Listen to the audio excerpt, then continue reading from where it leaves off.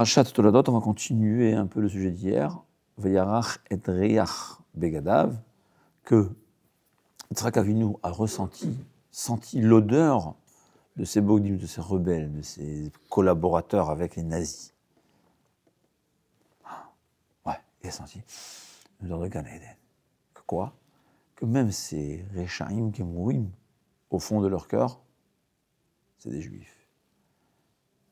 Et si tu donnes des coups, tu verras tout d'un coup, poup, qu'est-ce qui pousse? Chemin Israël. C'est ça le juif. Alors, c'est écrit que. D'où on a ça? Pourquoi un juif est comme ça? Alors quoi? Il y a le libre arbitre. Le libre arbitre, il n'y a aucun cadeau spirituel, il faut savoir, il n'y a rien de cadeau. La réponse, elle est, on a eu ça de Yitzhak Avinu, justement. Quand Yitzhak Avinu, il était prêt à mourir, pour se brûler, pour se faire égorger pour Akadosh Baruch Hu, il s'est transformé. Il est devenu attaché à Akadosh Baruch Hu, et toutes les descendances de Yitzhak Avinu, elle a exactement les qualités de Yitzhak Avinu. C'est ce qu'il a vu. Il a vu que Yaakov, lui, il croyait que Esav, c'était la suite de Yitzhak. Mais là, d'un coup, il voit que c'est Yaakov la suite de Yitzhak. La preuve, c'est que les enfants de Yaakov, les descendants de Yaakov, ils ont cette qualité que Yitzhak Avinu a acquis au moment de la Hakeda, quand il a été attaché sur l'autel. Donc c'est la preuve qu'il est juif. Non, j'ai vu un Ramar Mipano, Rabbi Moshe Azaria de Pano, c'est un des grands Mekoubalim. Comme je dis, il y a les Mekoubalim qui devinent, il y a les Mekoubalim qui savent. Lui, il est considéré comme quelqu'un qui sait ce qu'il dit. Apparemment, il avait étudié en haut, et je ne sais pas. D'accord? Il dit,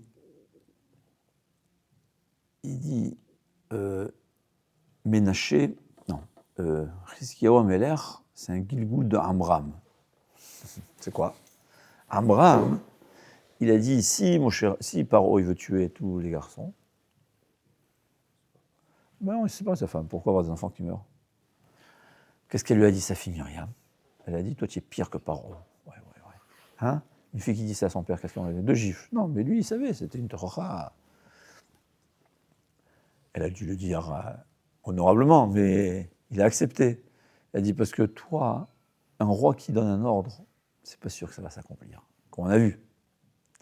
Mais toi, tu es un ordre, tu es le Gdolador. Tout le monde t'écoute. C'est impossible que je ne t'écoute pas. Jusqu'à présent. En Israël, les gens ils s'imaginent qu'on va forcer quelqu'un à aller à l'armée. Tant que les Gdolador ne disent pas oui, et ils ne diront pas oui parce que la Torah elle est contre. Non, la Torah elle oblige qu'il y ait une partie du peuple juif qui soit totalement vouée à la Torah. C'est une des règles du judaïsme. Ça ne pourra pas marcher. Un Gadol, il dit quelque chose, je me rappelle, on met les perruques. Il faut savoir que la grande majorité des poskim permettent. Ashkenaz ou Séfarad.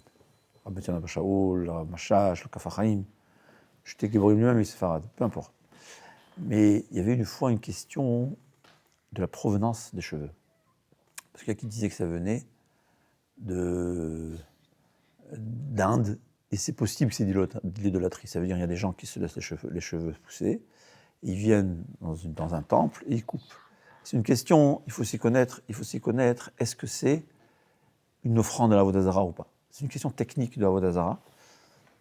Il y avait pendant une semaine et quelques un doute. Et c'est des rabbanan. L'interdiction de profiter de ça, c'est des rabbanan. C'est nos sages qui ont interdit. Il fallait voir. Aucune femme n'avait la perruque. Pourquoi? Le Gadol, il a un doute. Rav Eliashiv, il a dit, je ne sais pas. Rav Eliashiv dit, je ne sais pas, ça y est. Je ne sais pas. Au bout d'une semaine et demie, il y a son élève qui est parti, ils ont vérifié. Il s'est avéré que non, il n'y a pas de problème d'Avodah Zarah. Il y a qui font encore, il y a qui ont quand même le doute, ils ne prennent pas de là-bas, alors ils prennent des cheveux d'autres endroits. En fait, c'est des cheveux de qualité, c'est une question de cheveux de qualité, ça ne vient pas de là-bas. Peu importe. Mais j'ai dit à ma femme, regarde. Pour une femme, enlever sa perruque, c'est comme je dis, interdiction de se maquiller. C'est comme une femme aujourd'hui, une femme non religieuse, tu dis de se couvrir les cheveux. Ouais, c'est très difficile. Pour une femme religieuse qui a l'habitude de mettre la perruque, tu lui dis d'enlever la perruque, c'est exactement ça. Rav Eliashiv, il a dit, je ne sais pas, peut-être ça s'ouvre. Il faut vérifier.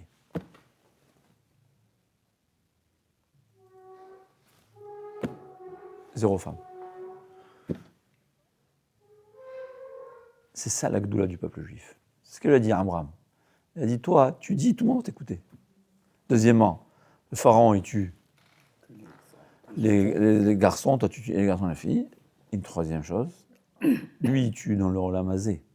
Toi, tu tues aussi dans le olam haba. Parce qu'un enfant qui naît, même s'il meurt, c'est une âme dans le olam haba. Il y a des gens, on veut tous que nos enfants soient vivants, mais quand quelqu'un perd un bébé, c'est qu'il est venu pour un moment court. Mais c'est une neshama qui sera au olam haba. On ne le voit pas pendant 120 ans, mais après 120 ans, il sera là-bas, il est pour l'éternité. Excuse.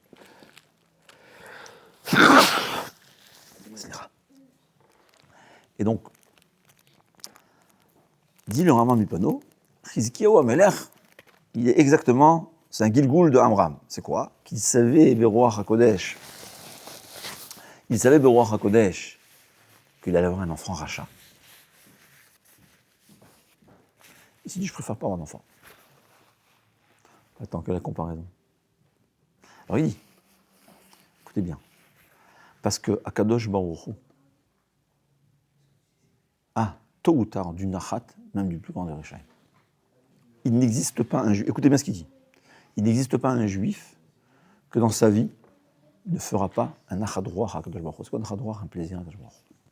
Alors c'est évident, quand on est Shomer Torah mitzvot, chaque jour on fait plaisir à Akadosh Baruch Hu 100 ou 1000 fois. Ça vaut la peine. Mais même celui qui fait rien, wallo, un de ces jours, il fera du nachadroir à Akadosh Baruch Hu.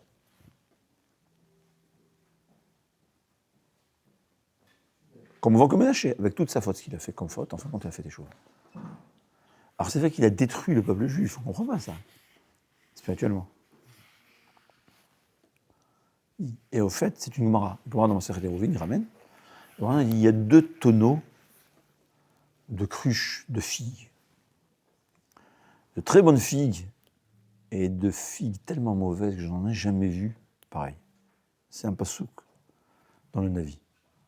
Vinet doudim, je ne rappelle pas le pasouk. On parle de doud. Doud, c'est un tonneau ou une cruche.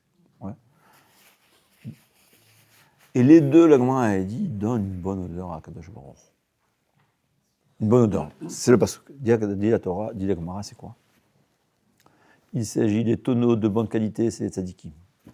Des figues de mauvaise qualité, de très mauvaise qualité, que j'en ai jamais vu pareil, aussi mal, c'est les réchaïm. Mais les deux donnent une bonne odeur à Kadosh Baruch. C'est quoi l'odeur? C'est le nachadroir. Quand on fait une bonne odeur, hein? C'est ça, c'est la chose. C'est même un rachat, tôt ou tard, dans sa vie, il fera une mitzvah, ou peut-être qu'il est le seul qui peut faire cette mitzvah, qui fera un nachadroir à Kadosh Baruch. Lo nishba Hashem shelo yidach min yidach. Je crois jurer qu'aucun juif ne sera perdu. Malheureusement, ceux qui fautent, ils vont devoir passer à la réparation, à la machine à laver. Et c'est pas très agréable de passer dans la machine à laver. Mais tôt ou tard, il y aura un nachadroir. Et au fait, la neshama, elle est satisfaite. La neshama, elle est prête à souffrir tout ce qu'elle souffre pour le peu de nachadroir. Parce que même un nachadroir, c'est une mitzvah énorme. C'est énorme, c'est l'éternité. Mais c'est ce qu'a. Vayerach reach begadav. C'est bogdim, c'est rebelle, j'appelle ça. Ouais, boged, c'est quoi? Trompeur. C'est quelqu'un. Un boged, c'est un traître. Oui. C'est le mot. C'est des traîtres. C'est le terme. C'est-à-dire rien de pire. Même eux, ils donnent une bonne odeur. Ils font du nachadroir. C'est ce que Yitzhak Avinu a senti. Ah, alors Yaakov Avinu, alors je sais que lui, c'est ma continuation. Si Yaakov Avinu il a des enfants pareils, c'est qu'ils ont hérité de moi ma Messirut Nefesh. Que Yitzhak Avinu, quand il s'était prêt à mourir pour Hachem, il a ancré en nous qu'au fond du fond, un juif, il veut être juif. Qu'on le veuille ou pas, il le veut. Et plus il veut, plus il crie « je veux pas ». Et quand il est dans les tunnels du Hamas, c'est là qu'il se rappelle qu'il est juif, et il se rappelle qu'il est juif, et il est prêt à mourir pour rester juif.